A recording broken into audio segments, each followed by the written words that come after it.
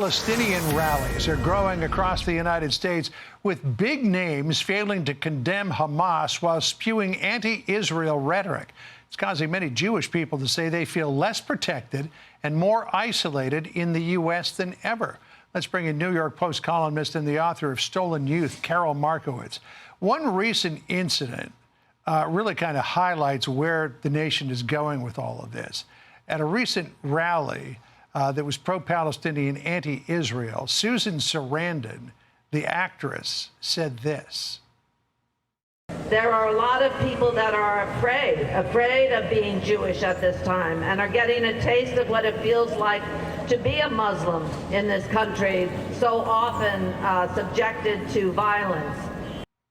Jews are afraid because they're getting a taste of what it means to be a Muslim in this country.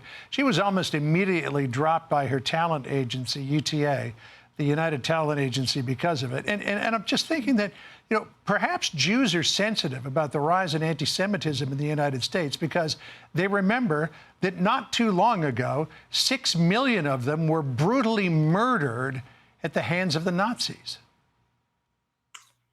Yeah, well, absolutely. That's a large part of it, that we're all raised with these, historic lessons. My family is from the Soviet Union. I had other lessons other than the Holocaust as well, pogroms, etc. in Russia.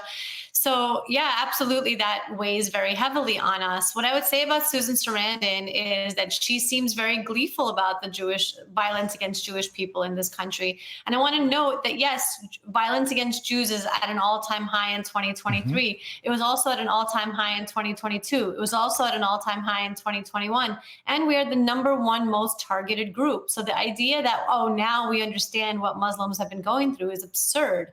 I would also add that for anybody that wants to destroy Israel, like Susan Sarandon does, the attacks on Jews in America only make us believe in the existence of Israel and the fact that it must exist even stronger. We always thought Jews needed a safe haven. We just didn't think it would be for us. So I think that she's really stepping on her own point if she hopes to help the Palestinians, which of course she doesn't. She doesn't care about the Palestinians. She just hates Jews. There's another issue at play here as well, and that is the fact that women's groups, a lot of women's groups in the United States, are staying silent about the crimes that Hamas perpetrated against Israeli women. It led Sheryl Sandberg, who's the former executive at Facebook and Meta, to write this, quote, "We have come so far in believing survivors of rape and assault in so many situations, yet this time many are ignoring the stories that these bodies tell us about how these women spent the last moments of their lives.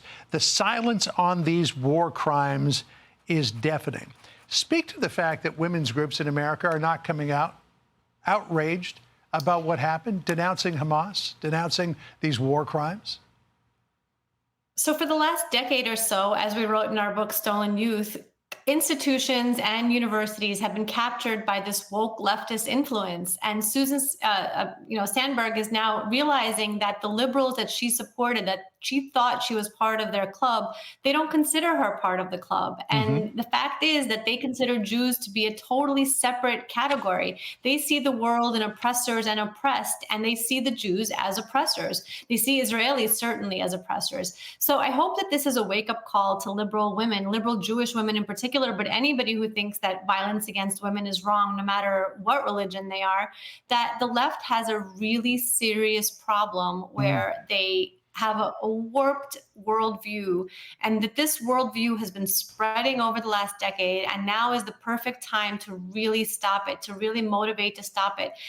The idea that these crimes against women are just being ignored by these groups, it's not an accident. It is by design. They have put their worldview stamp on everything. And in this situation, they've decided that the victims of these crimes are actually the oppressors. So I think that I like that.